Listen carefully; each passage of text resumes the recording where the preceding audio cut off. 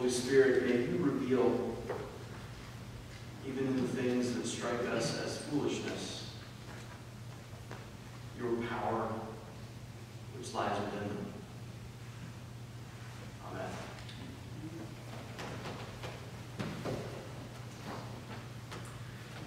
So both of these readings this morning are in their own way about good news.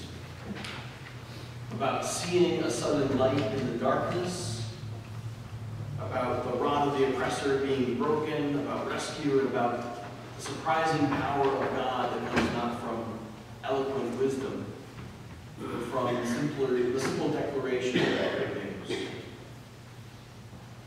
And I was reading about this and I was thinking how much I would like to hear good news. Like, how long has it been since you've heard, particularly through the news, but how often do you hear good news compared to bad news right now? Like, the ratio for me is maybe 1 good news per 10 bad newses, something along those lines. And it can be difficult sometimes to find things to hope in the immediate term. Like, I think about the various issues I'm aware of, and I try to find something hopeful in them. And it's often a challenge to find that immediate hope. And now I contrast between immediate hope and what I think of as existential hope. So existential hope is the sense that ultimately in the final analysis, when all is said and done, things will turn out for the best. And in some ways it's easier to have that hope because it's put off. It's in the future. Bad things seem to be in the moment, on a personal level or a societal level. We can hope and we can trust that it's all part of a great plan. Sometimes people say that when they talk about existential hope. It's all part of the plan. And God's intent for the world is achieved. But it's harder to find that immediate hope. What am I hopeful about? In our text from Isaiah, it's in that prophetic mode, which is always really interesting in Scripture. It comes up a lot, where something that is hoped for in the future is talked about as if it already happened. Did you notice that? Because when this text was written in Isaiah, this was before the destruction of Jerusalem, before the Exodus, before the return from Exodus, and that celebration. And so it's talking about a future hope, but it's talking about it as if it already happened. On those who lived in deep darkness, on them light has shined. It's similar to Mary's words in the Magnificat in the New Testament. The poor have been filled with good things, and the rich have been sent away empty. Presented a future hope, God's design presented as if it already happened. And these texts come not during comfortable times. Like Isaiah is written under the shadow of destruction that's looming over Jerusalem from much more powerful neighbors, that they were sandwiched between their whole lives, their entire existence. And the New Testament text is written in the context of persecution by the Roman Empire, by the Jewish majority, if you're closer to Jerusalem, by other branches of Christianity that may have had more influence than Paul's branch. And so these weren't texts written from a place of comfort.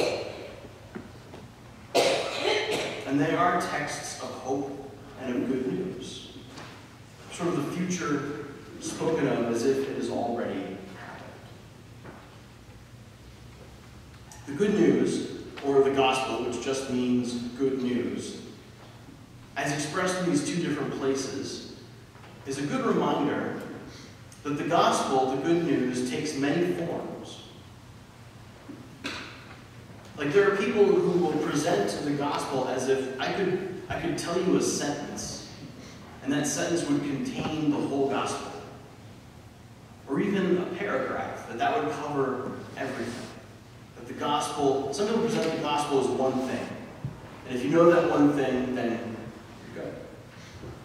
It simply isn't reflected in Scripture at all. The gospel, what is good news, is contextual. It makes sense that what is good news to a particular person in a particular place would depend on who they are and where they are. Right? It's the same sense that you can't use the same medicine for every illness. It doesn't work. And so for someone facing death and under the looming shadow of the fear of death, then it is good news to know that after they die, Christ will remain with them and they will remain with Christ, that he has prepared a place for them, a mansion with many rooms and space forever. But for someone who is sick and suffering from a debilitating illness, then the good news is that they will be healed. That's the good news for them. That they will be better. They will be restored to health and strength. And if someone is an outcast, if someone's rejected by people around them, seen as unclean, then the good news for them is that they are welcome and that there is a place for them here and now. And that they belong. And if someone is oppressed, living under the yoke or the rod of oppression, then the good news, as in Isaiah, is that that rod has been broken. It has been shattered, and they are set free. And that's good news for the person who is under the yoke. It's also good news, as I hope we'll see, for the person who wields the yoke, who wields the rod. So the joy of God that Isaiah talks about, and that the New Testament talks about in many places, the joy of God is not abstract. I don't think we're called to rejoice in the abstract. We're called to rejoice because we have been set free. We rejoice because we have been liberated. In the way that the people Isaiah is talking about, the Hebrews are celebrating so riotously, it's like warriors dividing plunder after a military victory. But they're rejoicing for a particular reason. They have been set free. And so we rejoice when we are set free from fear, or from sickness, or from loneliness, or from oppression. That's the cause for the joy. The Hebrew word for oppressor is nagas, which I'm sure you were all wondering, well, that's what it is. And a nagas is to drive. And not like a car, obviously, but a nagas is a driver. So it's the kind of person, it's the word you use for someone who drives an animal. Like who pushes animals, tells them where to go from place to place. Like a cattle drive, that kind of idea. And the way that will often happen is the way you drive animals is you kind of hit them with a stick. Not super hard because the animal, you can hit a cow as hard as you can. You kind of tap with a stick and you drop it. You just push them over here, over there, over there. Okay, there you go. Or you drive sheep, you kind of tap them with your staff, or you hook them and pull them out of danger. You're a driver. Nagas is also the person who drives workers. Has anyone ever had a boss who's a nagas? I've been a boss who's a nagas too. I try not to be a nagas, I'm not. But there are bosses who stand over you and they're like, keep working. And this is the method. They use the rod of the oppressor and they lay it across your shoulders to get more work out of you, right? That's a nagas. A nagas also is someone who beats a debtor. If someone was in debt, one way to extract their payments from them in the ancient world, as it is now, would be to beat them. Or to threaten them with a beating, to take them to court, to sue them. That is a nagas who drives a debtor further into debt, trying to force them to pay them back. A nagas is also someone who commands an army, who drives an army forward. Even when people would rather not run and crash into each other and fight, there has to be a nagas somewhere who's getting them to do that. And so the joy that comes in our reading from Isaiah is shattering that rod that drives us. And I think it counts whether that rod is wielded by someone else or whether that rod is wielded by us. Whether we hold it or someone else does, it is good news when that rod is shattered.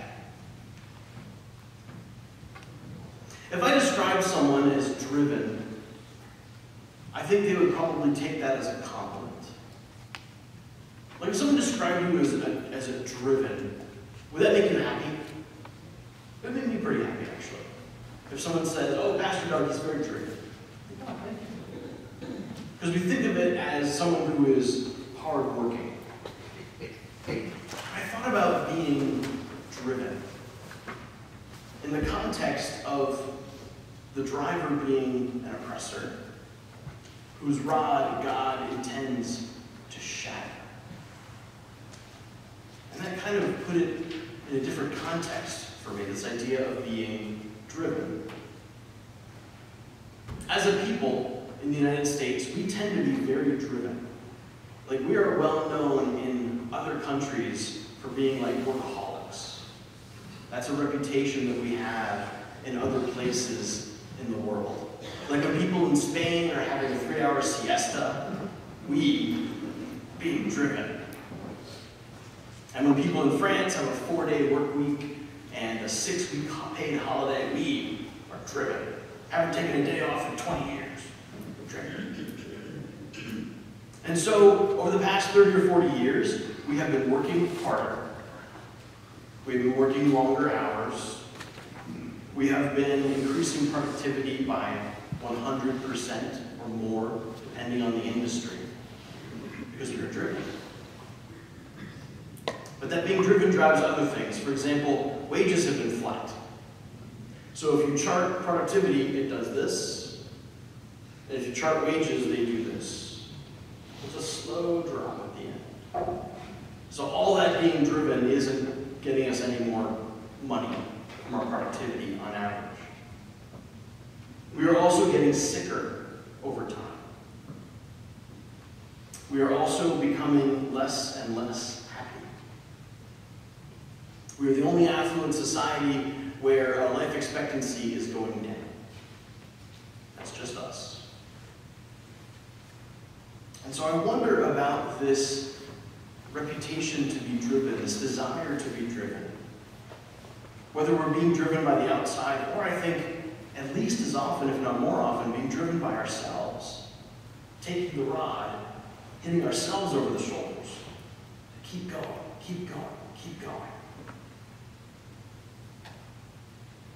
Now, if you ask any marginalized person in the United States, and they trust you enough to be honest with you, which isn't every time, they can explain to you 100 ways that the rod of the oppressor is wielded against them. And sometimes, because we are a part of this society, that rod is in our hands. And I would break that rod if I could. Even though I benefit from it. Every blow of the rod of oppression is money in my pocket. Money in most of our pockets as well. And when God shatters that rod, I may even feel like I'm losing. I hope that I have the wisdom and insight in that moment to rejoice. But it feels like the rod that we wield against ourselves is a little bit more accessible this morning. After all, we're holding it, and we can be the ones to let it go. Or even to break it. There are a lot of ways that we wield this rod against ourselves. We can wield it to make ourselves talk, or to be silent.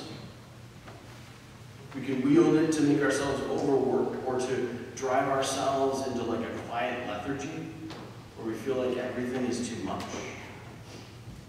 We can wield it against ourselves to make us obey. We can not even wield it against ourselves to make it rebel, to make us rebel. Have you ever met someone like that who just gotta cause trouble?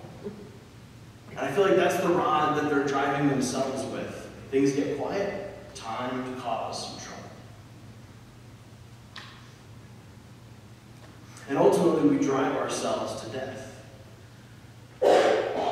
Whether quickly by something like an opioid overdose, or slowly by degrees over the years.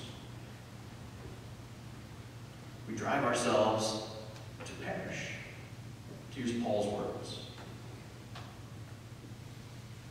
I imagine that some of us will feel that rod once we can discern it.